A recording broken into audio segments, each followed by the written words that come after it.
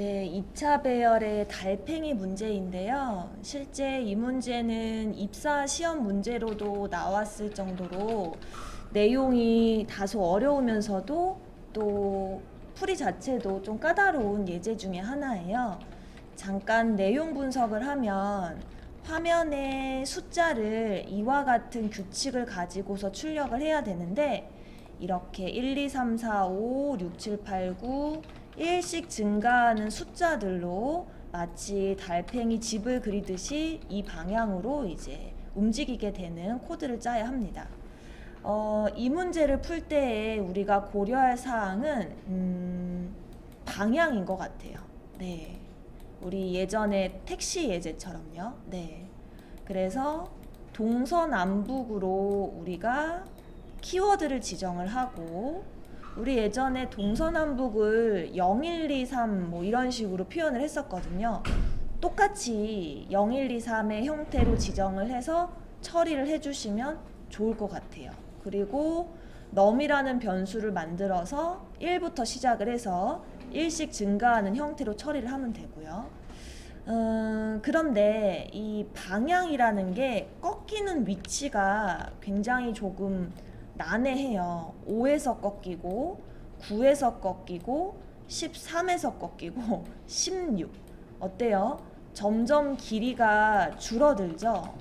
그래서 사실은 우리가 평소대로라면은 이렇게 꺾이는 위치에 모서리의 위치에 숫자들을 쭉 열거해서 이것들의 규칙을 찾는 형태로 아마 진행하지 않았을까 싶어요. 평소대로라면.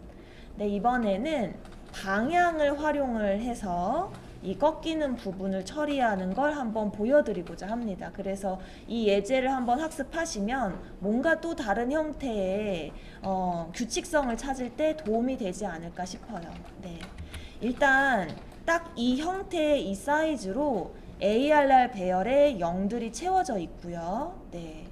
그리고 num 1씩 증가해서 바로 25까지 증가할 값이 하나 있고요. 네.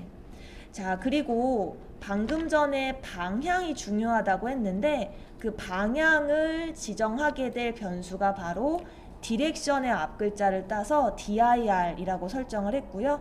제 나름대로 임의로 동남서북으로 0, 1, 2, 3으로 한번 값을 저장해 봤습니다. 자, 그리고 어찌 보면 이 코드에서 가장 중요한 부분이 이 두 개의 변수인 것 같아요. y와 x라는 변수인데 y는 바로 현재 위치의 행의 값을 뜻하고요. x는 현재 위치의 열의 값을 뜻합니다. 네, 그래서 얘는 행열을 표현하고자 한 거예요. 자, 그러면 처음부터 num의 1 값을 ARR에 넣고 시작을 합니다. 그러니까 결국 여기에 1을 추가하고 시작을 하는 거죠. 그러면 1이라는 숫자를 이미 추가했기 때문에 이 num은 1에서 1 증가한 2가 돼야 됩니다. 네. 그래서 다음에 2가 3이 4가 이렇게 추가되게끔 코드를 짜는 거죠. 근데 어쨌거나 반복문을 진행하기에 앞서서 1을 넣고 시작했다는 점, 그 부분을 잠깐 살펴봐 주시고, 자, 그 다음에 이제 무한반복의 코드를 짰는데 사실 이게 딱 25까지로 지정을 해서 종료되면 좋겠지만 여러 가지 예측 불허한 상황들이 있기 때문에 일단 간단하게 무한반복으로 처리를 했습니다. 네. 자, 그리고 반복문을 진입하자마자 갑자기 조금 어려운 식이 나와요. 기존의 현재 위치를 나타낸다는 행열의 yx를 temp_y, temp_x에 저장을 하고 있어요. 자, 이 이유가 무엇인지 잠깐 설명을 드려볼게요. 당장은 좀 와닿지 않을 수 있어요. 자, 우리가 이 ARR의 0번째에서부터 계속 이동을 하게 되는데 예외 처리를 미리 하면 좋겠지만 사실 예외 처리가 미리 안 돼요. 얘가 한 칸 더 앞으로 가서 배열의 길이를 초과해야지만 그때서야 예외적인 상황이 발생했구나 라는 걸 알게 되거든요. 그러면 예를 들어 지금 가정을 해보면 행은 0이고 열은 5가 될 거예요. 초과하는 순간. 그럼 우리 친구들은 이미 0,5의 자리에 6이라는 값을 넣어버리게 돼요. 근데 그제서야 초과라는 걸 알고 얘를 뭔가 값을 무효화시키자니 굉장히 일이 번거로워집니다. 그래서 원본이 이동하지 않고 임시로 저장한 템프 y와 템프 x가 마치 돌다리도 두드러 보는 것처럼 미리 얘가 앞으로 가보는 거예요. 즉 현재 위치는 가지 않고 템프에 저장한 인덱스가 먼저 0,5를 한번 가보는 겁니다. 근데 갔더니 초과하는 숫자가 있는 거예요. 그러면 이제 원본에는 저장을 안 하고, 근데 갔는데 초과를 안 해요? 그러면 원본도 변경을 시키는 거죠.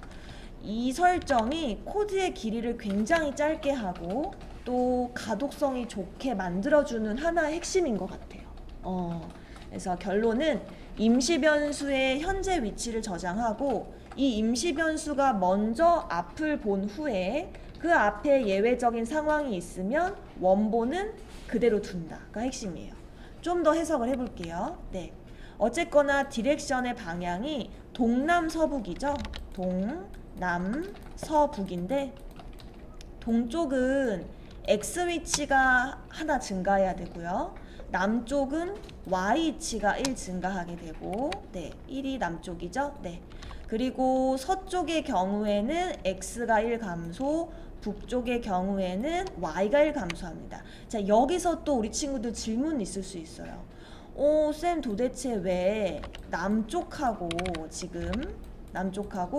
북쪽이 있는데 우리 일전에 택시 게임 할 때는 남쪽이 감소였고 북쪽이 증가였잖아요. 맞아요. 이거 진짜 중요한데 되게 헷갈리거든요.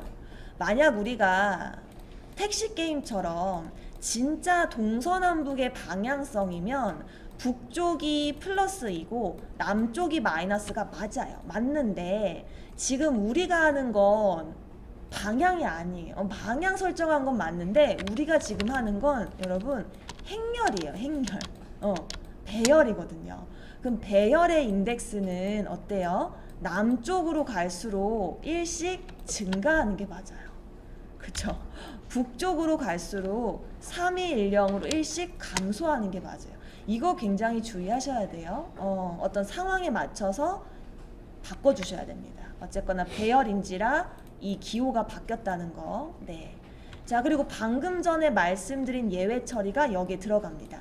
임시 변수들이 템프 y와 템프 x가 사방으로 가보는 거예요. 계속 직진으로. 갔더니 배열의 길을 초과하거나 음수가 되거나 또 x도 초과하거나 음수가 되는 경우, 즉 배열의 길이가 초과하는 경우 x가 이쪽으로 가면 초과하겠죠. 또 x가 왼쪽으로 가면 음수가 되겠죠. y가 밑으로 계속 가면 y 값이 초과할 거고 y가 계속 위로 가면 음수가 될 거예요. 왜? 계속 마이너스가 되니까. 그래서 템플을 통해서 모든 이제 예외 처리를 한번 검토를 해보는 겁니다. 자, 그래서 이렇게 끝에 도달하게 되면 방향을 틀어야 돼요. 더 이상 동쪽으로 가면 안 되고 남쪽으로 가줘야 돼요. 그래서 기존의 디렉션 동 0의 값에다가 1을 더하게 된 거예요. 그래서 여기 식에 1이 더해진 겁니다. 자, 근데 여기서 안 끝나요. 왜 안 끝나냐면 이 디렉션을 계속 1 저장하잖아요. 그러면 0, 1, 2, 3, 4, 5, 6, 7, 8, 9 이렇게 돼버려요.